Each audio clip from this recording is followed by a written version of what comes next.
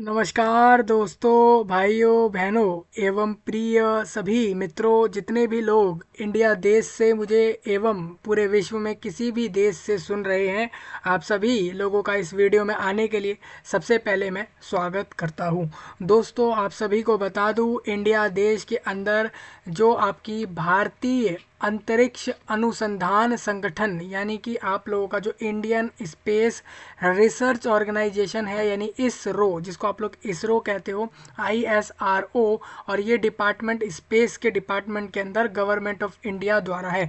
यानी कि ये गवर्नमेंट के अंदर है इसरो, और इसके द्वारा ये एक स्पेस की कंपनी आप कह सकते हो। आप ये कह सकते हो कि स्पेस के अंदर विभाग के अंदर आने वाला एक ऑर्गेनाइजेशन है, एक संगठन है, जो कि अंतरिक्ष के लिए, अंतरिक्ष में भेजे जाने के लिए जो भी चीज़ें हैं, जो भी अंतरिक्ष से जुड़े हुए काम हैं इंडिया देश की तरफ से, वो इसरो के द्वारा किए जाते हैं, जो कि गवर्नमेंट ऑफ इंडिया में है, यानी कि ये गवर्नमेंट है। ठीक है, तो मैं आप लोगों को बता दूं, यहाँ पर एक रिक्रूटमेंट, एक वैकेंसी आप सभी के लिए आउट हुई है, जिसके ऊपर वैकेंसियों की संख्या जो है वो है 224, यानी कि 224 के लगभग लोग इसरो रिक्रूट कर रहा है अपने ऑर्गेनाइजेशन में। ठीक है, और इसमें ऑल इंडिया कैंडिडेट, चाहे वो किसी भी जगह का है, हरियाणा से है, झारखंड से है, मणिपुर, केरला, कर्नाटका से है, वेस्ट बंगाल, त्रिपुरा, तेलंगाना, या इंडिया देश की किसी भी यूटी का है या किसी भी स्टेट का है, वो फॉर्म भर सकता है इस वैकेंसी पर। ठीक है, आप लोगों को बताऊंगा इस वीडियो में, पूरा नोटिफिकेशन डिस्कस करूंगा मैं इसमें, इस वीडियो में, जिसमें आप लोगों को eligibility, qualification, age limit, form की डेट्स, फॉर्म की फीस, सैलरी कितनी होगी, कौन कौन सी पोस्टें हैं, पोस्टों की वैकेंसियाँ किस तरीके से हैं, ये बताऊंगा। इसमें सिलेक्शन के लिए एक एग्ज़ाम होगा, उसके बाद ये सिलेक्शन होगा। ठीक है, और वो एग्ज़ाम का पैटर्न, सिलेबस क्या होगा, सारा कुछ इस वीडियो में आपको दे रहा हूँ। अगर आप इंडिया में कहीं से भी हो, आप ये 224 के लगभग वैकेंसियों को ले सकते हो। ठीक है, ये गवर्नमेंट जॉब होंगी, इसरो के अंदर जॉब होंगी।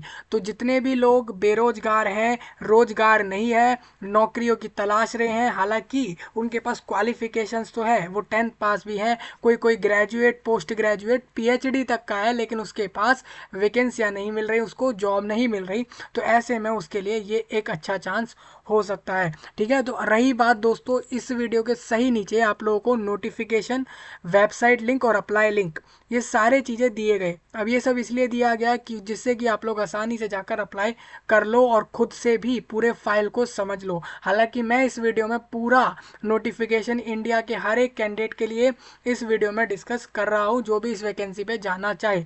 224 के करीब वैकेंसी इसमें इसरो द्वारा आई है। ठीक है, देखिए ये आप लोग इसरो के वेबसाइट पर भी इस नोटिफिकेशन को देख पाओगे। थोड़ा सा अगर आप नीचे आते हो तो करियर सेक्शन में आप लोगों को ये नोटिफिकेशन मिल जाएगा। ठीक है, तो इस तरीके से आप लोग नोटिफिकेशन ढूंढ सकते हो अगर आप लोगों को वेबसाइट से इस चीज़ को देखना हो तो। देखिए इसरो का ये पूरा ये सिंबल है इसरो का, ये इस तरीके से जैसे कंपनियों के सिंबल होते हैं उस तरीके से सिंबल है, पहचान है इसरो की। आप लोग इसको देखकर तुरंत समझ जाओगे कि ये इसरो की बात हो रही है, जो कि गवर्नमेंट ऑफ, मतलब इंडिया देश के जो गवर्नमेंट है उनके द्वारा स्थापित ये ऑर्गेनाइजेशन है, जो कि स्पेस के अंदर के से जुड़े हुए काम करता है। ठीक है, तो ये आप लोगों को यहाँ से दिख जाएगा। थोड़ा आगे बढ़ेंगे दोस्तों, ये आपके सामने नोटिफिकेशन आ चुका है। देखिए इसमें क्या क्या बोला है, ये 10 फरवरी यानी आज के दिन ही ये नोटिफिकेशन आया है, और मैंने सोचा कि मैं आपके साथ इसको डिस्कस करूं, क्योंकि काफ़ी लोग ये चाहते हैं कि वो स्पेस की किसी कंपनी में जाएं या स्पेस ऑर्गेनाइजेशंस में जाएं, उनका इंटरेस्ट होता है। Recruitment of scientist, engineer, SC और टेक्निकल असिस्टेंट और साइंटिफिक असिस्टेंट जैसे post, library assistant, technician B, draughtsman B, cook और फायरमैन A, और हैवी व्हीकल ड्राइवर जैसे चाहिए इनको रिक्रूट करने हैं A, और लाइट व्हीकल ड्राइवर A। अब ये A और B का मतलब मैं आपको आगे बताऊंगा क्या है। आप लोग देखोगे यहाँ पर कहीं लिखा है SC, कहीं लिखा है B और कहीं लिखा है A। इसका मतलब मैं क्लियर करूंगा, बाकी अपने पोस्टों के नाम समझ लिए। मतलब इनको mostly scientific assistant, technical assistant, most of the post assistant और इंजीनियर्स की रिक्रूटमेंट करनी है, और ड्राइवर्स की पोस्ट भी दी है। ये आपको बता दूं, the responsibility to ensure the fulfilment of eligibility criteria. अगर आप लोग एलिजिबल हो, पहले पूरा नोटिफिकेशन जानो, उसके बाद ही जाकर फॉर्म भरना। ठीक है, यही ये सब लोग कह रहे हैं। और मैं आपको बता दूं, ये भी कह रहे हैं कि ये are advise not to take fake offer of appointment. मान के चले आप लोगों को कोई कह रहा है कि मैं ये यहाँ पर इसरो में वैकेंसी दिलवा दूंगा, तो आप उस पर बिलीव ना करें। ये इसरो खुद ही रिक्रूट करेंगे। इसरो के अलावा किसी और पर भरोसा नहीं करना है इस रिक्रूटमेंट से जुड़ा हुआ। U R Rao satellite centre, देखिए U R Rao satellite centre है, URSC, सिचुएटेड जो बेंगलुरु में है, ऑफ कर्नाटका स्टेट में, मतलब कि इंडिया देश के राज्य कर्नाटका के बेंगलुरु में एक जगह है जहाँ पर, जिसका नाम है UR राव सैटेलाइट सेंटर। इस जगह इस द लीड सेंटर है इसरो का ये, फॉर सैटेलाइट टेक्नोलॉजी से जुड़े हुए काम करने के लिए। और URSC is in the forefront of spacecraft technology towards conceptualization, design और डेवलपमेंट और फैब्रिकेशन और टेस्टिंग और लॉन्च करने के लिए in orbit management of space craft as a sequel to its mandate of spacecraft development. The center is engaged in development of cutting edge technologies of relevance to its activities and infrastructure setups for design. और ये सारी चीज़ें मतलब कह रहे हैं कि हम स्पेस से जुड़े हुए काम करते हैं, सैटेलाइट से जुड़े हुए काम करते हैं, उसके बारे में पूरा इन्होंने यहाँ पर पैराग्राफ में छापा हुआ है, जिसको आप लोग आसानी से देख सकते हो। देख साफ साफ बता रहे हैं स्पेस साइंस मिशन लाइक, जैसे कि चंद्रयान 1 था आप लोगों का, मार्स ऑर्बिटर मिशन और चंद्रयान 3 और आदित्य L1 और AstroSat have received world wide acclaim and put India in the global map while at the same time inspiring in the generation next। तो मतलब ये कह रहे हैं कि इसरो ने ये सब कराया। आपको पता होना चाहिए चंद्रयान 1 था, 2 था, आदित्य L1 और ये सारी चीज़ें इसरो द्वारा करी गई। तो जो चीज़ें ये इनकी डेवलपमेंट्स हैं वो यहाँ पर बता रहे हैं। प्लस ये भी कह रहे हैं कि इसरो टेलीमेट्री, ट्रैकिंग और कमांड नेटवर्क के अंदर भी काम करता है। तो मतलब बहुत सारे काम इसरो जो है स्पेस से जुड़े हुए करता है, तो उसके बारे में इन्होंने यहाँ पर पूरा बता दिया है। अब आप देखोगे URSC जो सेंटर है और इसरो टेलीमेट्री, ट्रैकिंग और कमांड नेटवर्क बेंगलुरु में जो है वो इनवाइट कर रहा है application for the following post. और ये पोस्ट टेम्प्रेरी हैं बट लाइकली टू कंटिन्यू, मतलब कि अगर आप कंटिन्यू रखते हो इन पोस्ट पे काम करते हो तो हो सकता है आगे परमानेंट हो जाए। शुरुआत में आप लोग एक टेम्प्रेरी पोस्ट पर जाओगे इसमें रिक्रूटमेंट लेकर। ये आप लोगों को इसरो और URSC यानी सैटेलाइट सेंटर जो कि इसरो का है, और जो इसरो कमांड नेटवर्क और ट्रैकिंग के ऊपर वर्क करता है अपने सेंटर पे, जो कि बेंगलुरु में है कर्नाटका स्टेट के, उस सेंटर के लिए इन्वाइट कर रहा है आप लोगों को फॉर्म। और कह रहा है कि देखिए अब मैं आपको बताऊंगा, यहाँ पर एक पोस्ट कोड है, आप जब फॉर्म भरने जाओगे तो आपको ये पोस्ट कोड डालने होंगे, साथ साथ डिसिप्लिन फील्ड मतलब किस पोस्ट पर अप्लाई करोगे उसका नाम, कितनी वैकेंसियां हैं, और यहाँ पर इन्होंने बताया कि किस कैटेगरी वालों के लिए वो वैकेंसी है। प्लस ये कह रहे हैं उस पोस्ट के लिए हमें क्वालिफिकेशन क्या चाहिए, उसके बाद कह रहे हैं एरिया ऑफ वर्क या जॉब स्पेसिफिकेशन, मतलब कि आपका काम क्या होगा उस पोस्ट पर, और फिर कह रहे हैं कि हम कैसे उस पोस्ट पर आप लोगों को सिलेक्ट करेंगे। मतलब हर एक पोस्ट का इन्होंने एक ही लाइन में सीधा आप देखोगे ये हॉरिजॉन्टल तरीके से पूरा दे दिया है इन्होंने, मतलब कि इस तरीके से कॉलम वाइज इन्होंने हर फील्ड बता दी और फिर इन्होंने रो वाइज एक एक पोस्ट के बारे में क्लियर करा है। तो अब मैं सबसे पहले मैं आपको बताऊंगा जो पोस्ट कोड 001 है, जिसमें मैकेट्रॉनिक्स पोस्ट का नाम है। 2 वैकेंसी आई हैं, जनरल कैंडिडेट्स को मिलेंगी। ये कैंडिडेट या तो मास्टर इन इंजीनियरिंग हो या फिर वो master in technology pass out हो इन मैकेट्रॉनिक्स में with an aggregate minimum of 60% के कम से कम उसके मार्क्स आए हों, या फिर उसके CGPA हो, या फिर CPI ग्रेडिंग उसके 6.5 भी होगी तो भी उसको ले लिया जाएगा। ठीक है, मैं आपको बता दूं CGPA 6.5 का करीब करीब वो 60% मानते हैं। 6.5 CGPA मतलब हो जाता है वो 60% कैंडिडेट के मार्क्स हैं। Scale with pre eligibility of, आपको पहले इससे पहले आप याद रखें आप लोगों ने BE BTech करा हुआ हो, उसके बाद ही ME और MTech में से कोई एक कोर्स करा है तो इस पोस्ट को आप ले सकते हो।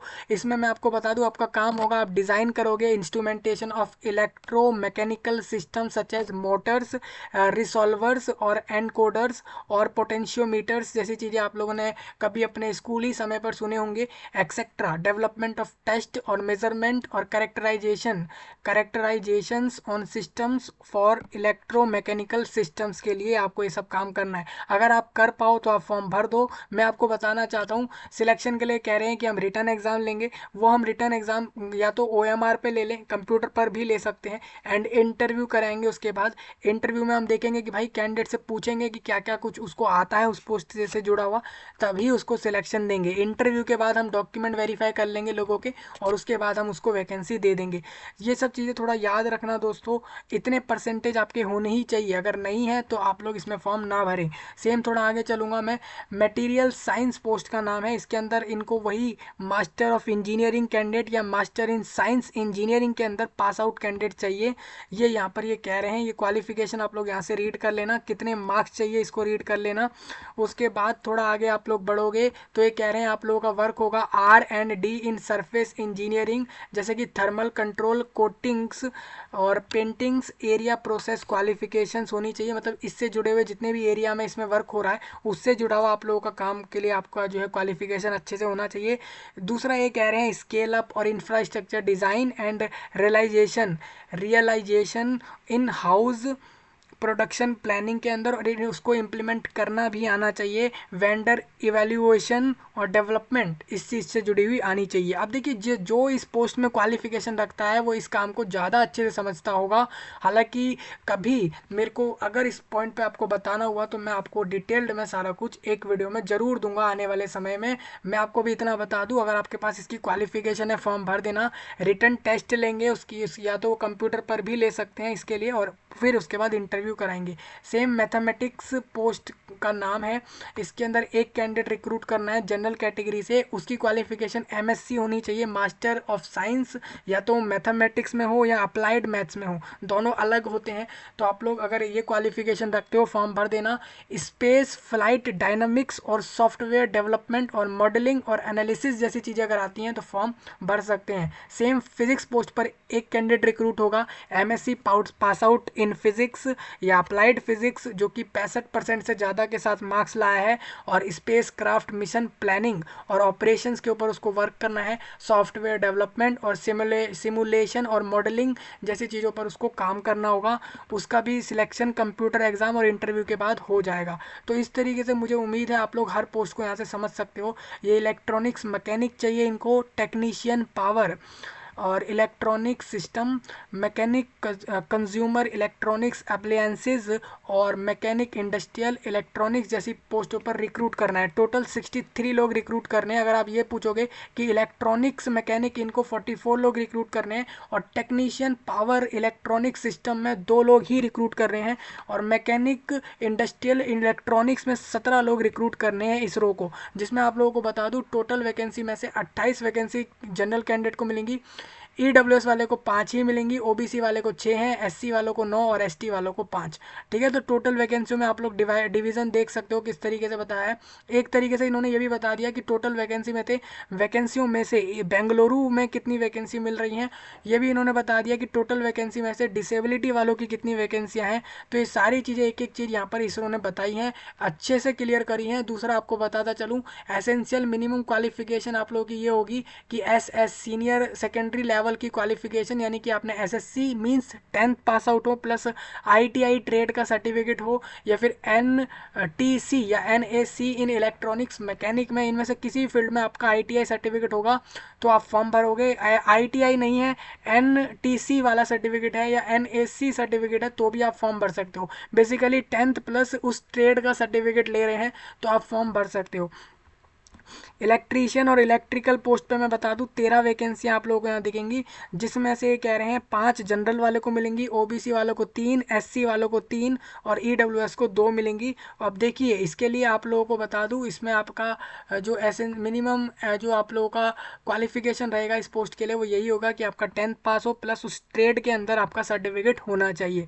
तो ये तो इनकी हो गई क्वालिफिकेशन। देखिए थोड़ा मैं इसी में आगे बढ़ूंगा तो आप लोग देखोगे यहाँ पर एक और लिखा है फोटोग्राफी और डिजिटल फोटोग्राफी पोस्ट है, जिसमें 5 लोग रिक्रूट करेगा इसरो। और इसमें आप लोगों की कैटेगरी वाइज वैकेंसी समझ सकते हो, 10th पास प्लस ITI या फिर कोई भी ट्रेड इससे जुड़े हुए कहीं से भी करे हुए हैं इन तीनों में से, तो आप लोग फॉर्म भर सकते हो।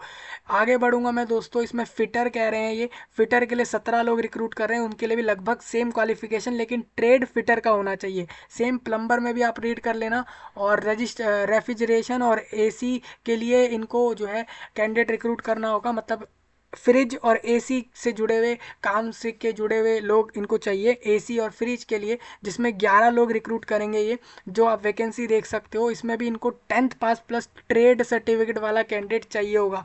तो इसी तरीके से टर्नर है, कारपेंटर है, मोटर मैकेनिक और मशीनिस्ट और वेल्डर जैसे तमाम जितने भी लिस्ट में पोस्ट आप दिख रहे हो वो रहेंगे। आपको बता दूं इसमें भी आपका एग्ज़ाम होगा, उसके बाद स्किल टेस्ट, फिट जो ट्रेड वाले होते हैं उनकी स्किल टेस्ट होती है कि उनको वो स्किल आती है नहीं आती। जो पोस्ट ट्रेड वाले नहीं होते उनका इंटरव्यू के दौरान उनकी स्किल टेस्ट होती है, इंटरव्यू में आपसे पूछ के टेस्ट होती है वही स्किल। और ट्रेड वालों की स्किल टेस्ट कराने के लिए उनसे डायरेक्ट स्किल करवा के टेस्ट करी जाती है, ये आप यहाँ से देख सकते हो।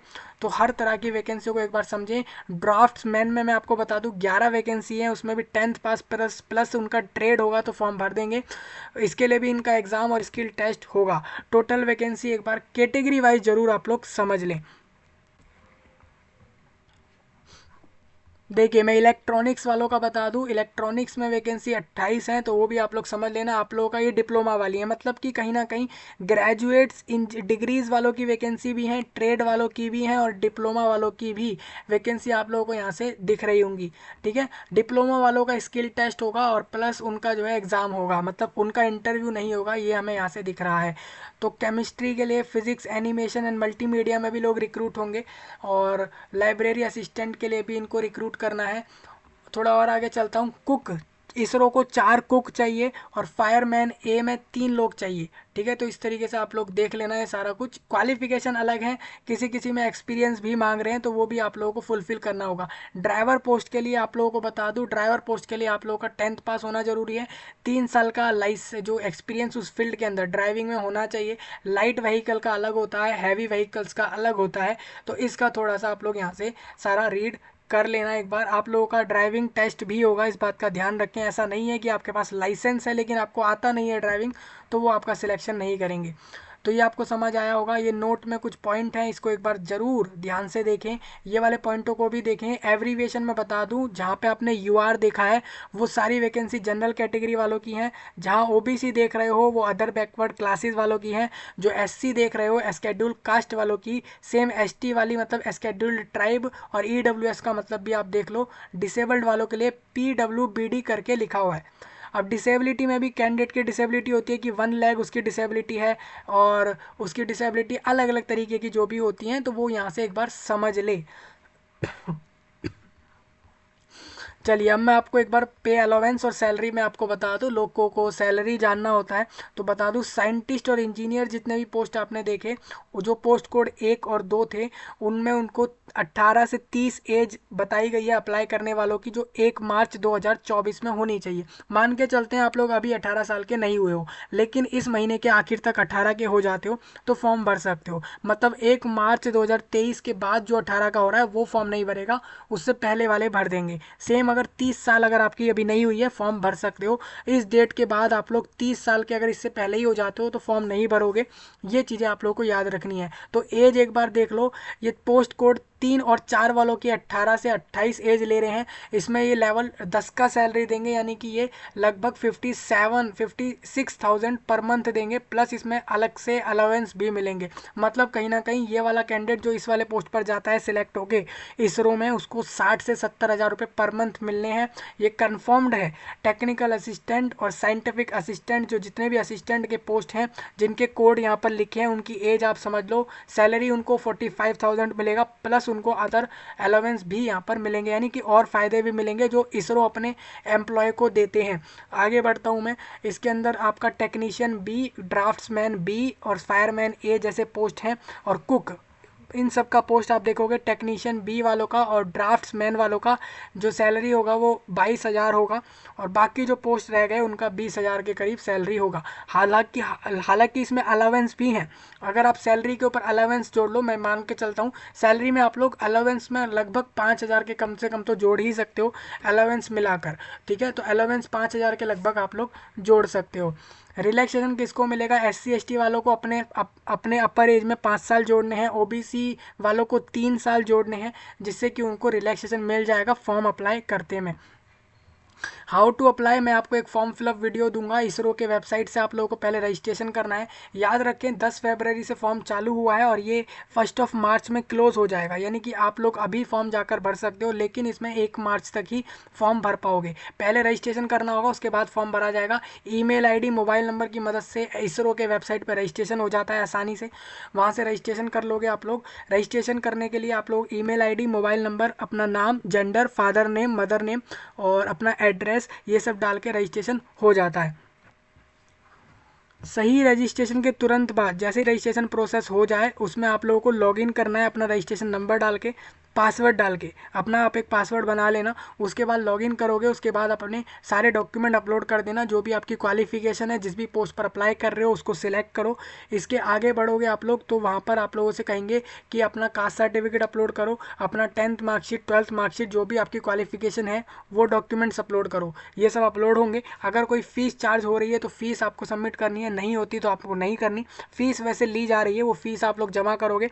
फ़ीस के तुरंत बाद आप लोगों का सबमिट हो जाएगा फॉर्म। सबमिट के तुरंत बाद आप लोगों को प्रिंट करना है फॉर्म को, जिससे कि वो आप लोग बाद में दिखा सको इसरो को, इसरो के जो रिक्रूटमेंट बॉडी के ऑफिसर्स हैं उनको, कि भाई देखो हमने फॉर्म जमा किया था, उसका प्रिंट ये है। अगर वो मांगते हैं तो आप लोगों को ये सब दिखाना है।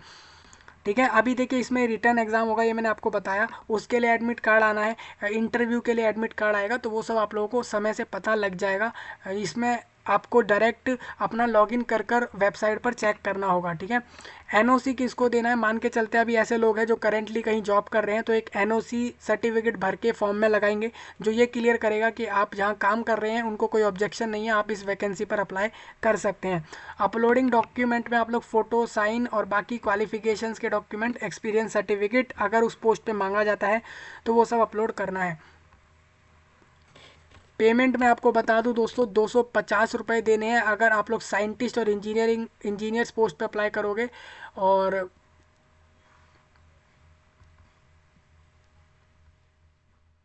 250 रुपये वो फीस है जो वापस नहीं आएगी, और 750 रुपये शुरुआत में सभी लोगों को पे करने हैं, जो कि प्रोसेसिंग फ़ीस होगी। प्रोसेसिंग फ़ीस वापस हो जाएगी candidate who appear in the written exam. देखिए इन्होंने साफ लिखा है, रिटर्न एग्ज़ाम देने वालों के 750 रुपये हम वापस कर देंगे। मतलब इसरो 750 रुपये सबके वापस कर देगा, ये कन्फर्म करा है। लेकिन आपसे 250 रुपये ऐसे भी लेगा जो कि वो वापस नहीं करेगा। मतलब फॉर्म के 250 और एप्लीकेशन प्रोसेस के वो 750 लेगा। 750 वापस कर देगा और 250 वो नहीं करेगा वापस, जो कि उनके फॉर्म के रुपए हैं। ये बात लोगों को ध्यान में रहनी चाहिए। There is a non refundable fees, उन्होंने ये भी कहा है 100 रुपये वापस नहीं होंगे अगर आप टेक्नीशियन बी पोस्ट पे अप्लाई करोगे। कुक, फायरमैन ए और लाइट व्हीकल ड्राइवर जैसे पोस्ट पर अप्लाई करोगे तो 100 रुपये आपको वापस नहीं मिलेंगे। बाकी के 500 रुपये वो आपको वापस कर देंगे, जो उनकी प्रोसेसिंग फ़ीस है। ये इन पोस्टों के लिए होगा। ठीक है, तो दो तरह से फ़ीस है, अलग अलग पोस्टों के हिसाब से है। कितने वापस आएंगे और कितने नहीं आएंगे वो सब यहाँ लिखा हुआ है। फीस आप लोग debit card, credit card, net banking, UPI और गूगल पे या जिसको भी यूज़ करके आप पेमेंट कर सकते हो। देखिए फ़ीस कैसे रिफ़ंड होगी उसके लिए सारा प्रोसेस यहाँ पर दिया गया है, एक बार इसको रीड करें अच्छे से।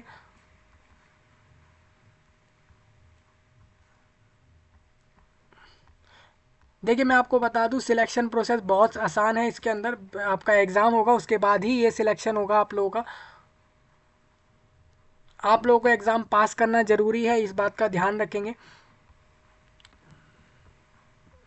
जो साइंटिस्ट इंजीनियर वालों का एग्ज़ाम होगा उसमें मैं आपको बता दूं, इसमें कैटेगरी पार्ट ए में एरिया और डिसिप्लिन स्पेसिफिक पार्ट, जिसमें आपको ड्यूरेशन मिलेगी 75 मिनट की। टोटल 60 मार्क्स का एग्ज़ाम होगा, +1 मार्क्स मिलेगा अगर सही क्वेश्चन जाता है।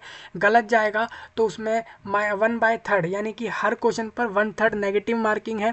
क्वेश्चन पेपर एमसीक्यू में होगा, मतलब कि हर क्वेश्चन में ऑप्शंस मिलेंगे 4-4, उसमें से कोई एक ऑप्शन सही होगा। टोटल 60 क्वेश्चन इनको देने हैं और पैटर्न इस तरीके से रहेगा। देखिए 75 मिनट में एग्ज़ाम करा लेंगे और ये पैटर्न इस तरीके से होगा कि 40% क्वेश्चन जो रहेंगे वो आपके बीई बीटेक के सिलेबस के रहेंगे और 60% आपके मास्टर्स के कोर्स के बेस पर रहेंगे। सेम अगर आप पार्ट बी इसके अंदर जाओगे इसी पेपर में, ये साइंटिस्ट इंजीनियर्स की पोस्ट का सिलेबस आप देख रहे हो। Exam pattern aptitude ability test होगा इसमें, जो 30 मिनट में करा लेंगे, जिसके अंदर आपका देखिए हर सेक्शन को अलग अलग समय में कंप्लीट करना है। 20 नंबर में होगा, नेगेटिव मार्किंग इसमें नहीं होगी, एमसीक्यू पेपर रहेगा। टोटल 15 क्वेश्चन इसके अंदर देंगे और pattern, aptitude, ability test, numerical reasoning और लॉजिकल रीजनिंग जैसी चीज़ें देंगे। पार्ट सी में ये डिस्क्रिप्टिव क्वेश्चन देंगे, मतलब हर क्वेश्चन के आंसर को डिस्क्राइब करना है कैंडिडेट को इस वाले में, जो कि 20 मार्क्स का रहेगा, हाफ आवर में करना है। टेक्निकल क्वेश्चन रिलीवेंट उस फील्ड से जुड़े हुए क्वेश्चंस पूछेंगे जो उस पोस्ट के हैं। नंबर ऑफ क्वेश्चंस यहाँ पर आपका एक्सपर्ट डिसाइड करेगा कि कितने देने हैं, तो टोटल 100 मार्क्स में इस एग्ज़ाम को ले लिया जाएगा। सेम साइंटिस्ट इंजीनियर जो आपका एमएससी वाले एग्ज़ाम देंगे, जो एमएससी वाली क्वालिफिकेशन वाले पोस्ट लेंगे, उनका एग्ज़ाम पैटर्न कुछ इस तरीके से होगा, ये वाला टेबल समझें। उसके बाद इंटरव्यू होगा आपके रिटर्न एग्ज़ाम के तुरंत बाद, जो कि 1:5 मतलब कि 5 टाइम्स लोगों को इंटरव्यू में बुलाएंगे, जितनी वैकेंसियाँ हैं उसके 5 टाइम्स। पासिंग क्राइटेरिया ये है, एमटेक वालों को 50% हर पार्ट में लाने हैं, हर पार्ट में अपने एग्ज़ाम में 50% मार्क्स से ज़्यादा। एमएससी वालों को भी सेम यही करना है, तभी वो अपने इंटरव्यू में जा पाएंगे। जो टेक्नीशियन बी, ड्राफ्ट्समैन बी और बाकी जितने भी पोस्ट बच गए हैं, उनका एग्ज़ाम इस तरीके से होगा कि 80 MCQ देंगे उनको 1.5 आवर्स के अंदर, जिसमें 1 मार्क्स सही आंसर पर और 1/3 नेगेटिव मार्किंग जाएगा, जिसमें टेक्निकल असिस्टेंट और इन सारे पोस्टों के लिए इन्होंने बताया है। और सेम दूसरे पोस्ट पर भी आप लोग समझ सकते हो, वही इन्होंने बताया है। और ये क्वालिफाइंग रहेगा, कैंडिडेट को याद रखना है। स्किल टेस्ट होगा इसके अंदर, जो कि 100 मार्क्स का होगा। पास क्राइटेरिया कुछ इस तरीके से, अगर आप अनरिजर्व्ड हो तो 32 मार्क्स कम से कम लाओ 80 में से, अगर आप रिजर्व्ड कैटेगरी में हो तो 24 मार्क्स कम से कम लाओ 80 में से। स्किल के अंदर भी आप लोगों को मिनिमम मार्क्स लाने हैं। सिलेबस में रिटर्न एग्जाम का भी दिखा दूंगा आप लोगों का क्या है। स्किल टेस्ट के लिए 5 टाइम्स लोग ही जाएंगे इसके अंदर, with a minimum of 10 candidate. तो मैं आपको बता दूं, इतना याद रखें दोस्तों कि ये लोग सिर्फ पाँच गुना लोगों को ही बुलाने वाले हैं स्किल टेस्ट के लिए। इस बात का ध्यान रखना, जितनी वैकेंसी जिस भी पोस्ट पर है उसके 5 टाइम्स लोगों को ही ये उसके अंदर स्किल टेस्ट में बुलाएंगे, इन्होंने साफ लिख दिया है। और लगभग आप मान सकते हो कि 10-10 कैंडिडेट अगर दिए हैं तो उस हिसाब से आप लोग लगा सकते हो जो भी इनकी वैकेंसी है। मान के चलते हैं इसमें आप लोगों का एग्जाम में टाई हो जाता है, आपके मार्क्स और दूसरे कैंडिडेट के मार्क्स सेम आ जाते हैं, तो ऐसे में ये लोग ये देखेंगे कि किसके एग्ज़ाम जो है, किसके मार्क्स जो है NAC स्कोर जिसके ज़्यादा होंगे उसको ये लोग ऊपर ले लेंगे। NAC स्कोर ये है कि आपने जो भी ट्रेड का सर्टिफिकेट कोर्स किया है उसके मार्क्स जिस कैंडिडेट के उसमें ज़्यादा मार्क्स होंगे ना, उसको ये लोग मेरिट में ऊपर रख लेंगे, अगर इस एग्ज़ाम में मार्क्स सबके बराबर आते हैं तो। ड्राइवर्स के लिए देखो अलग चीज़ होगी, 50 क्वेश्चंस होंगे, वो उनके ड्राइविंग से जुड़े हुए सारी चीज़ें पूछेंगे। सारा कुछ आप लोग यहाँ से समझ सकते हो, ये ड्राइविंग वालों का रहेगा। कुक वालों का अलग होगा, कुक वालों का भी देखिए कुछ इस तरीके से होगा। ये सारा पैटर्न आप एक बार समझ लो, कुक वालों का किस तरीके से होना है। फायरमैन का अलग होगा। तो हर पोस्ट का इन्होंने अलग अलग एग्जाम पैटर्न रखा है, एग्जाम सिलेबस रखा है, क्योंकि ड्राइवर की चीज़ें ही पूछेंगे, ड्राइविंग की पूछेंगे, साइंटिस्ट से इंजीनियरिंग की जुड़ी हुई चीज़ें पूछेंगे, और अगर वो डिप्लोमा वाला है तो डिप्लोमा से जुड़े हुए कुछ चीज़ें पूछनी है उनको। तो इस तरीके से आपका एग्जाम पैटर्न रहेगा। ठीक है, एग्जाम के तुरंत बाद स्किल टेस्ट होगा। जिस पोस्ट पर स्किल टेस्ट नहीं हो रहा वहाँ इंटरव्यू होगा, और इंटरव्यू के तुरंत बाद यहाँ पर एक डॉक्यूमेंट वेरीफाई होगा, और उसके तुरंत बाद आप लोगों को वैकेंसियाँ मिल जाएंगी। ये वैकेंसियों पे जॉब मिल जाएगी। जनरल कंडीशन आप सभी लोगों के लिए यहाँ लिखी है, एक बार इसको रीड करें। अब देखिए मैं थोड़ा इसमें आगे बढ़ूंगा। ये वैकेंसियाँ टेम्प्रेरी हैं। एक चीज़ और याद रखें, इस वैकेंसी में चेंज देखने को मिल सकता है। ये 224 वैकेंसी हो सकता है 300, 400, 500 चली जाए, हो सकता है ये कम हो जाए, ये 115 या 118 के करीब, मतलब कि कम ज़्यादा हो जाए, इसको आप मान सकते हो। Only Indian national need to apply, मतलब कि सिर्फ इंडिया के लोगों की ज़रूरत है यहाँ पर अप्लाई करने की। इंडिया के बाहर के लोग, अन्य किसी भी कंट्री के लोग फॉर्म नहीं भरेंगे। विश्व में सिर्फ इंडिया के लोग जितने हैं इस वैकेंसी पर फॉर्म भर सकते हैं, वो इंडिया में कहीं से भी फॉर्म भर सकते हैं। इस चीज़ को मैंने पहले ही बता दिया था, ठीक है। तो ये जिसमें आपका डार्क हो रखा है, इस वाले पॉइंट को एक बार जरूर रीड करना अप्लाई करने से पहले। रिजर्वेशंस EWS वाले को मिलेगा, तो वो EWS के लिए क्या कंडीशंस होती हैं वो एक बार रीड कर लो आप लोग, तो आपको समझ आ जाए। 1 मार्च तक सभी लोग फॉर्म भर सकते हैं। 1 मार्च के बाद इसमें फॉर्म एक्सेप्ट नहीं होगा।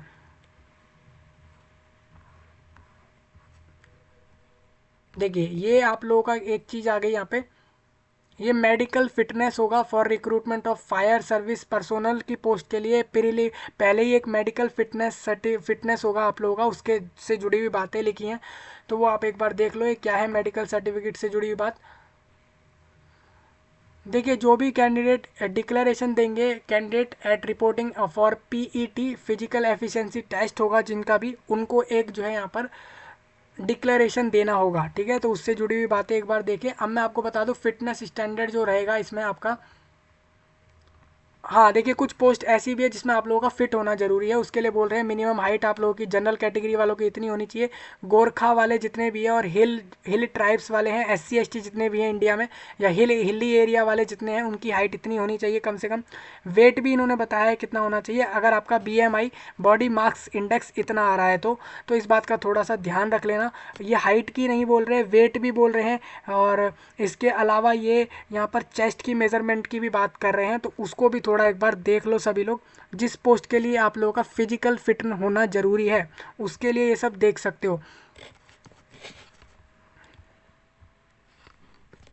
ये प्रीलिम्स मेडिकल एग्ज़ाम होगा आप लोगों का, कि आपको देखा जाएगा कि आप लोग मेडिकली फिट हो या नहीं।